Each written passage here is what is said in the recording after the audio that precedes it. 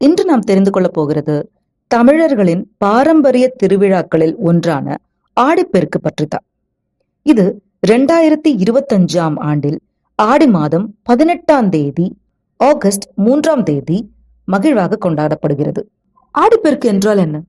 ஆடிப்பெருக்கு என்பது ஆடி 18 அன்று ஆற்றின் பெருக்குக்கு நன்றி கூறும் திருநாளாகும். தமிழர்களின் விவசாய கலாச்சாரத்தில் இது மிகவும் முக்கியமான நாள். பெருக்கு என்றால் வெள்ளம். ஆடி என்பது தமிழில் 4வது மாதம். இந்த நாளில் காவேரி போன்ற பெரிய ஆறுகளில் வெள்ளப்பெருக்கு ஏற்படும். விவசாயிகளுக்கும் பெண்களுக்கும் முக்கியத்துவம் உள்ள ஆடிப்பெருக்கு. விவசாயிகள் இந்த நாளில் பசுமை தொடக்கம் என்ற புதிய பயிர்களை நடுவதற்கான ஆரம்பமாக கொண்டாடுகிறார்கள். பெண்கள் துளசி, லக்ஷ்மி, நதி தேவிக்கு பூஜைகள் நடத்தி வாழ்வில் செழிப்பு, அமைதி, கணவரின் ஆயுள் கூட வேண்டுகிறார்கள். ஆடிப்பெருக்கின் வழிபாட்டு முறை.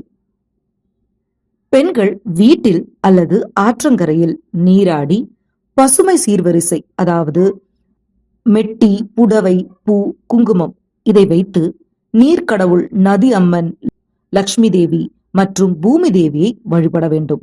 வெள்ளை சாதம், புளியோதரை, சர்க்கரை பொங்கல், வடை, பாயாசம் என பல நெய்வேத்தியங்கள் செய்து குடும்பத்துடன் பக்தியுடன் பகிர்ந்து கொள்ள வேண்டும். இந்த நாளில்தான் ஆண்டாள் நாச்சியார் பெருமாளை மனதார நேசித்து திருமண ஆசையை வெளிப்படுத்தினாள்.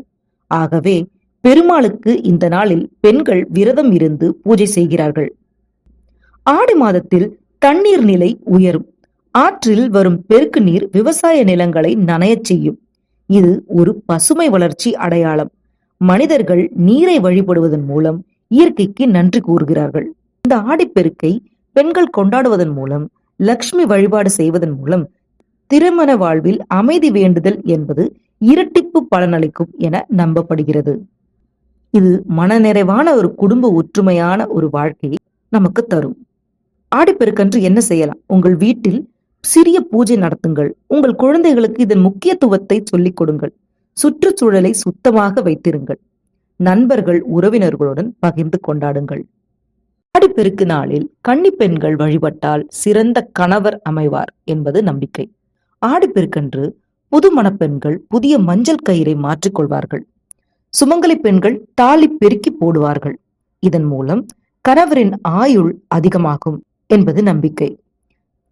திருமணமான பெண்கள் குழந்தை பாக்கியம் வேண்டி வணங்குவர். இந்த வருடம் ஆடிப்பெருக்கு தினம் ஆகஸ்ட் 3ஆம் தேதி ஞாயிற்றுக்கிழமை அன்று வருகிறது. தாலி மாற்றுவதற்கான ஏற்ற நேரமாக காலை 7:45 முதல் 8:45 வரை, மாலை 3:15 முதல் 4:15 வரையும் உள்ளது. ஆடிப்பெருக்கு அன்று காலை 9 மணிக்குள் வழிபாடு முடித்து புதுமண தம்பதிகள் தாலி கயிறை மாற்றிக்கொள்ளலாம். அதுபோல சுமங்கலி பெண்கள் தாலி பெருக்கி போடுவதன் மூலம் கணவரின் ஆயுள் அதிகரிக்கும். குழந்தை பாக்கியம் இல்லாதவர்களுக்கு குழந்தை பாக்கியம் கிட்டும்.